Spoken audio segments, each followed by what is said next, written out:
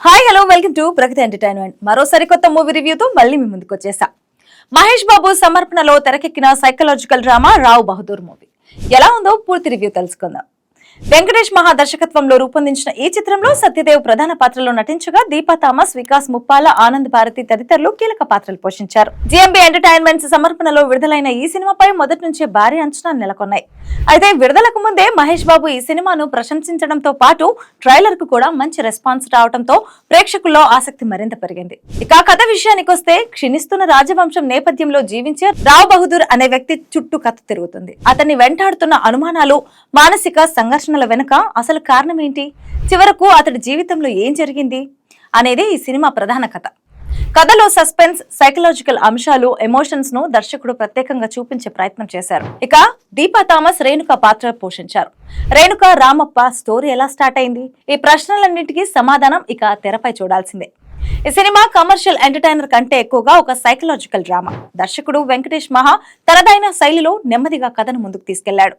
First half లో పాత్రల పరిచయం, మిస్టరీ ఎలిమెంట్స్ ఆసక్తిని పెంచాయి. సెకండ్ హాఫ్ లో కథ మరింత డీప్ గా మారి క్లైమాక్స్ లో మంచి ఎమోషనల్ ఇంపాక్ట్ ఇస్తుంది. అయితే సినిమా నెమ్మదిగా సాగడం వల్ల మాస్ ప్రేక్షకులకు కొంత పేషెన్స్ కావాల్సింది. సత్యదేవ్ తన కెరీర్ లో మరో అద్భుతమైన నటనను కనపరిచారు. అతడి ఎక్స్ప్రెషన్స్, బాడీ లాంగ్వేజ్, భావోద్వేగ సన్నివేశాల నటన సినిమాకు ప్రధాన బలం. ఇతర నటీనటులు కూడా తమ పాత్రలకు పూర్తి న్యాయం చేశారు. సినిమాటోగ్రఫీ, బ్యాక్గ్రౌండ్ స్కోర్ సినిమాకు పెద్ద హైప్ అని చెప్పొచ్చు. ప్రతి ఫ్రేమ్ విజువల్ ఆకట్టుకుంటుంది. నిర్మాణ విలువలు కూడా చాలా రిచ్ గా అనిపిస్తాయి. వెంకటేష్ మహా రచన, దర్శకత్వంలో తన ప్రత్యేక ముద్రను మరోసారి చూపించాడు.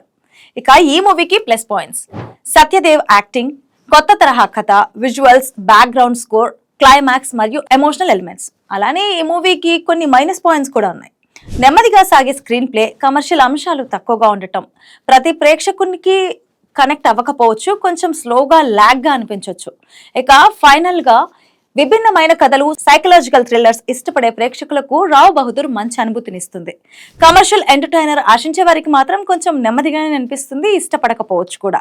అయితే సత్యదేవ్ నటన, వెంకటేష్ మహా దర్శకత్వం కోసం ఈ సినిమాను తప్పకుండా ఒకసారైనా చూడాల్సిందే.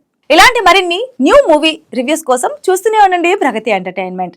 అయితే మీరు రావ్ బహదూర్ మూవీ చూసారా? చూసుంటే మూవీ మీకు ఎలా అనిపించిందో కామెంట్స్ లో తెలియజేయండి. మరిన్ని మూవీ అప్డేట్స్ తో మళ్ళీ కలుద్దాం. Signing off Shravya. Thanks for watching.